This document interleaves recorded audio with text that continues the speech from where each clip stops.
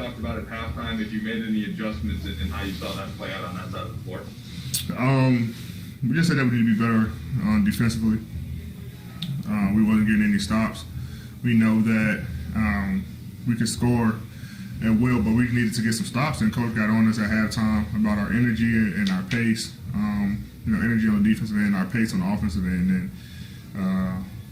and guys talked in the locker room, and we were able to come out in that third quarter and hold them to 17 points while playing, scoring 37 points. So our pace was really good coming out of halftime. Eddie, what'd you see from Schroeder? And I know we could focus in part on that play where he hit the floor twice with the dive, but just on both sides of the floor, what'd you see from Dennis tonight? He made some big shots. He made some big plays. I think it started with the hustle play. He gave everybody energy back up.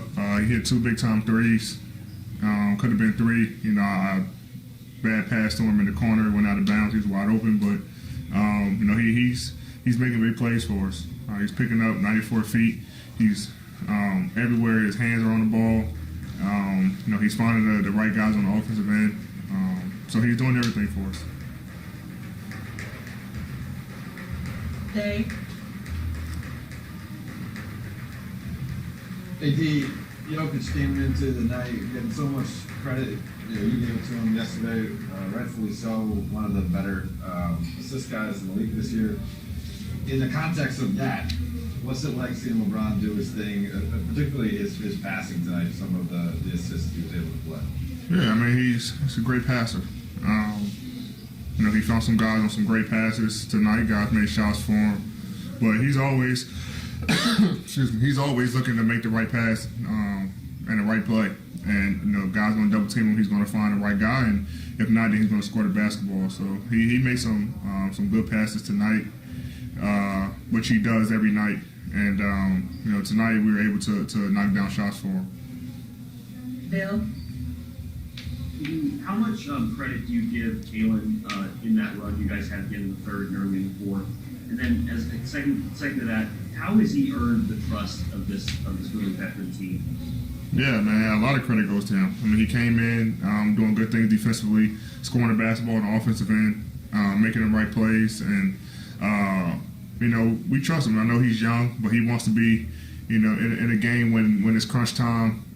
We can throw him in the game at any point, and he's going to make plays for us. He's a young player who wants to learn, who wants to get better, and I think the only way you can do that is with experience. And he goes in, he's not afraid of anyone. Heart of a lion. He was on a championship team last year, so he know what it takes, and I think it was good for him just to be around. Even though he didn't get that much playing time last year, but just being around it and knowing, being around all the veterans and all the guys, he knows what we expect from him, and he comes and bring it every single night. Dan?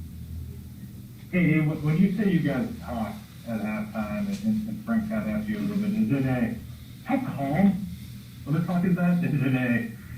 Were guys pretty frustrated, or was it kind of a calm and confident sort of locker room? No, Coach jumped on us a little bit. Like I said, about our energy.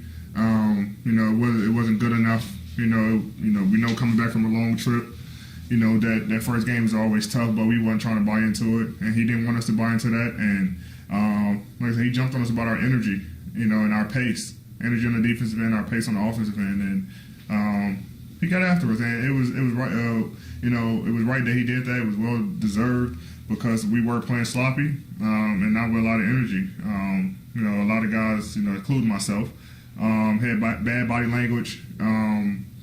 Frustrated about the game, and we came in and we fixed it at halftime. Coach talked to us, and we came out and played with a lot of energy, and you see we won a 37-17 run in the third.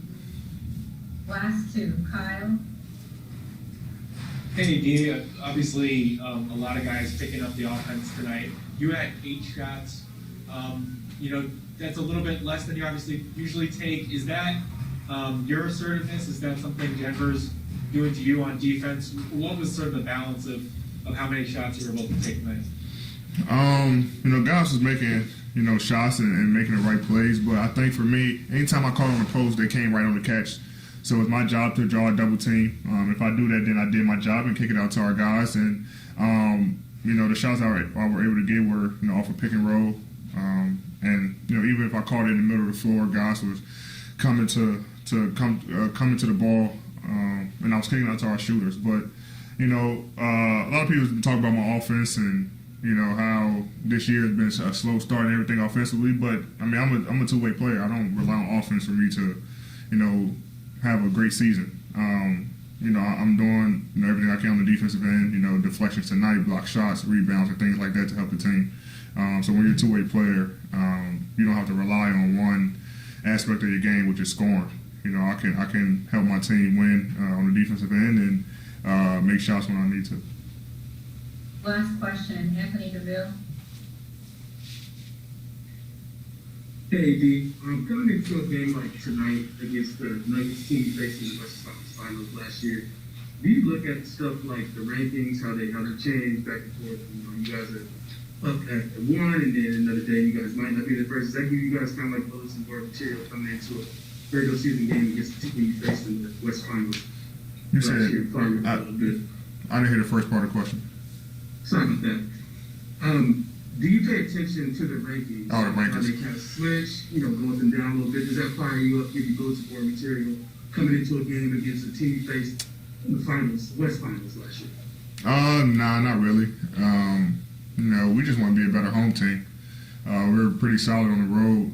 At home, now we're over 500, but we're a 500 ball club, and all the good teams are good at home. So our motivation is just being good at home. Our next 11 out of 15 are at home. Well, it was before tonight. So we got a really good chance of doing something special at home, taking care of home court. So that's our motivation, just to win. But no matter where we are in the standings, obviously we want to be first, and that's our goal. But I don't think that's gonna change our mindset. Like, we need to play to get first, or a different team is in first, and that motivates us. Our motivation is just coming out and winning basketball games and let the standings and the rate can take care of itself.